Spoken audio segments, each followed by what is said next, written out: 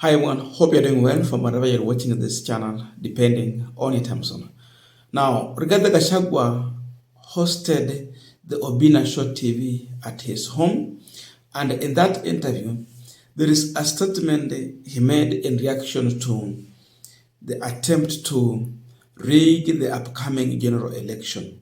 His position was that if IBC is not going to hold free and fair general election, that if they mess up with the 2027 general election, then the 2007 incident will be like a Christmas party. That was his position. Ukicheza na election hiyo ya 2007 itakuwa kama Christmas party. That means expect for the worst. Now, after that statement, of course, Gachagua came out later to clarify what he meant. That no one should think of stealing the election or rigging the election. That was his warning. That if you try, there will be no peace. To circumvent the people's will. After that, the National Cohesion and Integration Commission, NCIC, wrote a letter summoning Rigathe Gachagua to their offices for questioning on the same. They want Gachagua to come out and they want to grill him on his remarks. Concerned by Honorable Rigathe Gachagua's, the former Deputy President, recent remarks. These thoughts are not only appalling, but dangerously insensitive to the pain, to the loss, and the trauma suffered by thousands of Kenyans during one of the darkest chapters in our history. The Commission is working closely with the other relevant agencies to hold Rigathe Gachagua responsible and accountable for these reckless utterances. Now, Rigathe Gachagua's remarks was not in a vacuum. Gachagua was reacting to what he was well aware about, because some time back, Oscar Sudi, somewhere in Rift Valley, he issued a statement which he actually changed into his vernacular to state that in case President William Ruto will not get enough votes in 2027, he will not go home, because he will not be the first president to accept to serve the first term. They will not allow that to happen. It can't happen when they are watching. Haiwezi fanyika kama wanaona labda ikiwa wamelala. That even if Ruto will not get enough vote, they will fill those votes. Oscar Sudi said that. And so Gachagua might have been reacting to that to warn these people that we should never go in that direction. So, when Sudi said this statement, my question is, did the NCIC summon Oscar Sudi? Because then it brings the reflection of 2007-2008 post-election violence due to believed about a stolen election. Ile vile tulikuwa nayo, I was in primary, nilikuwa mdogo sana. Ilikuwa kwa sababu ya kura ambazo ziliaminika zilikuwa zimeibiwa.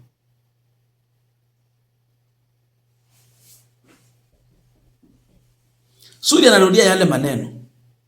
My question and aim on this punchline: when is NCIC going to summon Oscar Sudi? Sudi's statement came before Gachagua's statement. We should have seen if NCIC is serious summoning Oscar Sudi before summoning Rigathe Gachagua. Sababu yake ilikuja mbele ya Gachagua. Na Gachagua alikuwa ana react kwa ile ya Sudi. Hii Kenya hakuna rais ameenda kwa miaka 5. Kwani huyu ndiye atakuwa wa kwanza? Kama tunafanya nini? Kama tumelala wapi? Kama nini imefanyika? Kwani Kenya ni yenu? Kama hiyo mumwelewea rabu. Hapo ndo manyigura ile kijiti.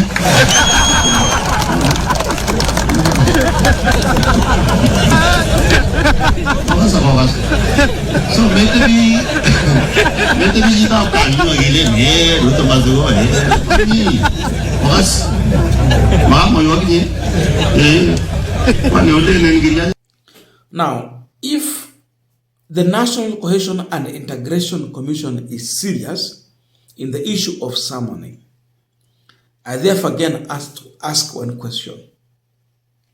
Before summoning Rigathe Gachagua, and even before talking about Oscar Sudi's statement that I've talked about, when are they going to summon Arion Cheriot to explain what he said some time back on the issue of those who are stone throwers? He warned at one point that sisi sio wale wa kurusha mawe. You know us very well. Tutasimamisha hii nchi.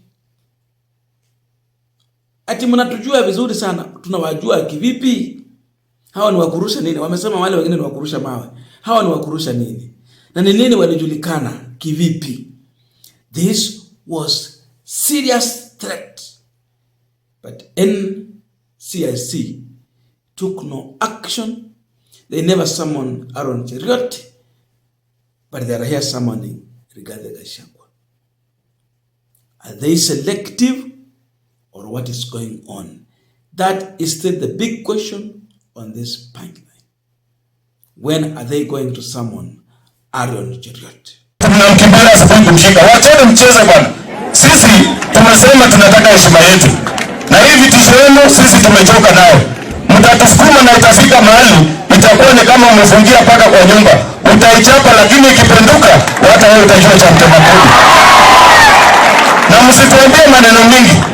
Ili mjue sisi sio wale ambao wanarushanga mawe na kungojea tear gas. You know us very well. Na tukianza tutasimamisha nchi.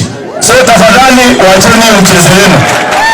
Having listened to what Gachagua said, then you compare with what Sudi said, and of course Aaron Cheriot's statement. One will believe that if you have to summon one of these people, then it means you summon all of them. But then why selective summon directed at Rigathe Gachagua and not these two other guys? That is the big question. Is there any other hidden agenda in NCIC's summon to Rigathe Gachagua that they are so much interested in?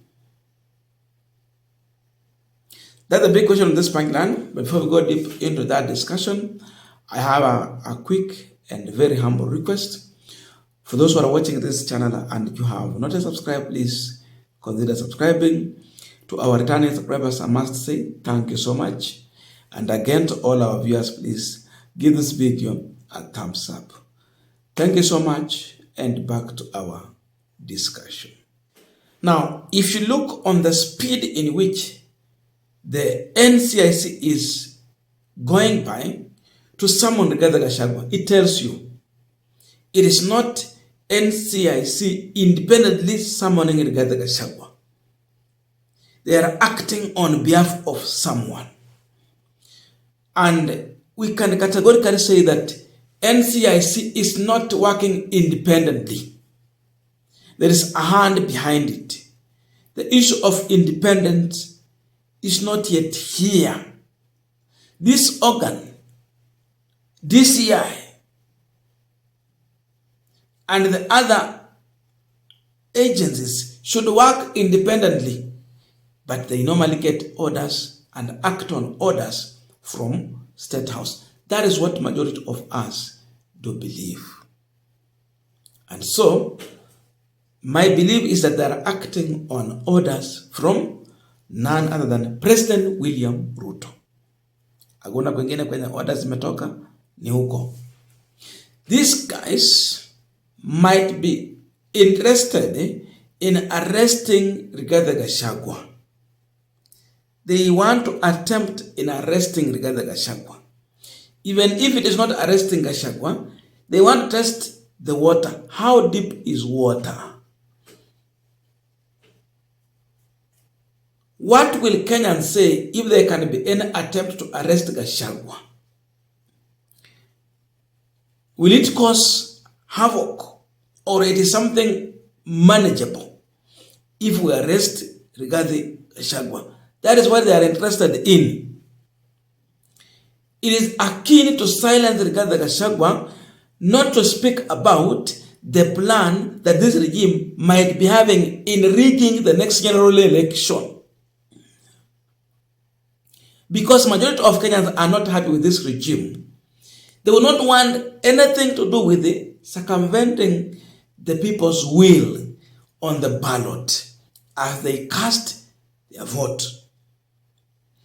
Kenyans will be so much vigilant to understand what will happen after this election, because majority of them are unhappy with the leadership that this regime has offered through the leadership of one President William Ruto.